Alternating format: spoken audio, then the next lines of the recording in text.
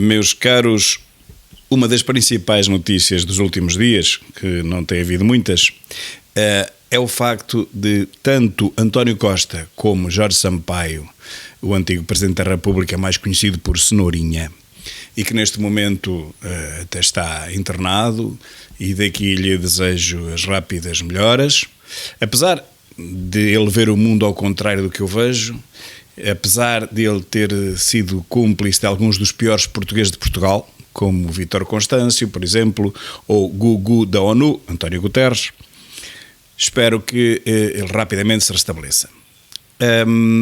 Mas dizia eu que tanto António Costa como Jorge Sampaio estiveram em confraternização e numa sessão de autoelogios, como é normal, com um dos dois agora designados terroristas, potenciais terroristas, e que estão inclusivamente em prisão preventiva, portanto é sinal de que havia de facto coisas concretas, factos concretos e reais, palpáveis, que indiciaram de tal forma o juiz que ele decidiu optar pela medida de coação mais gravosa, que é a prisão preventiva. Ora, isto não se decreta perante um qualquer cidadão que deu um pontapé numa lata do lixo ou que chamou de nomes a um tipo qualquer do bairro da Jamaica. Não, a prisão preventiva é a medida de coação mais gravosa e, portanto, só se decreta mesmo quando ela é completamente justificada. Este caso é ainda mais grave porque estamos a falar de terrorismo. Terrorismo é provavelmente o pior dos crimes, uma vez que um terrorista pode matar de uma só vez dezenas, centenas de pessoas. Ainda há poucos dias se viu o efeito de um ou dois terroristas, eu até penso que foi apenas um, no aeroporto de Cabul. Ora, isto leva-nos a duas conclusões. Ou o SIS, o nosso Serviço de Informações de Segurança, a nossa CIA, não funciona, e eu quero optar por esta alternativa, porque se não for esta ainda é pior. E se não funciona, enfim, é um caso de incompetência, é um caso cada vez mais normal em Portugal e pouco mais há a dizer sobre isto. Portanto, o Serviço de Inteligência, por incompetentes, permitiram que o antigo Presidente da República e um atual Primeiro-Ministro estivessem em contacto físico com um terrorista, ou um alegado terrorista, mas com fortes indícios de o ser. Isto é simplesmente do pior que pode acontecer, uma vez que estas pessoas do SIS, estes investigadores, são profissionais.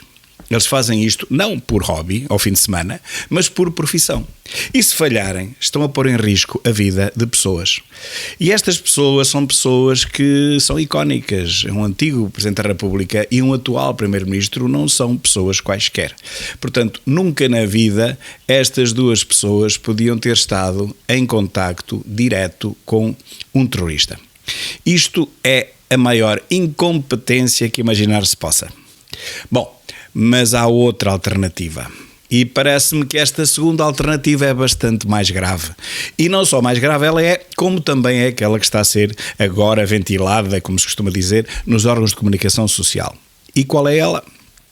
É a seguinte: afinal, o SIS até sabia que aqueles elementos eram potenciais terroristas, estavam a ser investigados há mais de meio ano, segundo a comunicação social, e mesmo assim o SIS permitiu que esses terroristas em potência estivessem em contacto com o antigo Presidente da República e com o atual Primeiro-Ministro. Bem, se assim é, como dizia há pouco, a coisa ainda é pior. E pior do que isto não se imagina.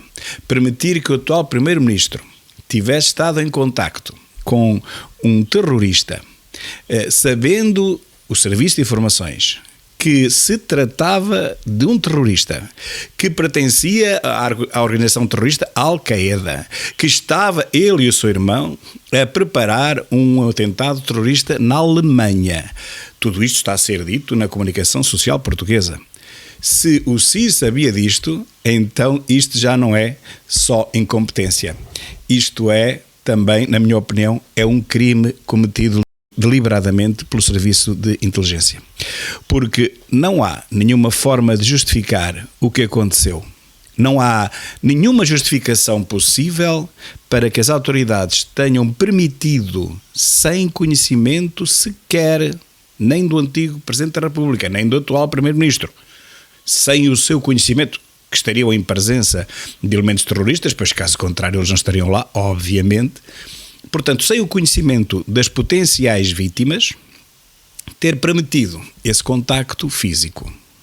Não estamos a falar, recordo, de crimes comuns, de um ladrão de automóveis, nem sequer de um vendedor de droga que é necessário seguir para levar a investigação a encontrar o grosso, o armazém, a organização fundamental, a sede. Não.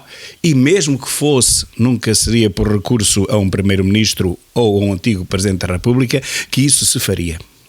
Mas, como digo, não se trata de crimes normais. Trata-se do pior de todos os crimes, o terrorismo. Não há nenhuma forma de o SIS poder explicar o que aconteceu. Quem permitiu que tal acontecesse tem que ser levado imediatamente à justiça. Tem que responder pelos seus atos. Tem que tentar explicar, porque eu não vejo explicação possível, mas toda a gente tem direito a defender-se, e eles também terão, explicando ao tribunal porque é que deixaram que aquela situação de contacto físico tivesse ocorrido. Porque é que permitiram a convivência entre um alegado terrorista e duas gradas figuras do Estado? Infelizmente, mas são. Porque me parece que ainda ninguém olhou para o problema sob este prisma. Toda a gente está a lamentar, toda a gente está a questionar, mas ainda ninguém apareceu na televisão, nem em lado nenhum, a dizer, calma lá, quem é que permitiu este contacto? Se eles estavam a ser já investigados, se havia fortes suspeitas que se vieram a verificar hoje, tanto que eles estão presos preventivamente, quem é que deixou, quem é que permitiu que este contacto se tivesse realizado? Eu vou ficar atento à espera e também espero que os meus leitores continuem atentos para vermos quem é que vai ter a hombridade de esboçar ao menos uma explicação para toda esta grande bronca.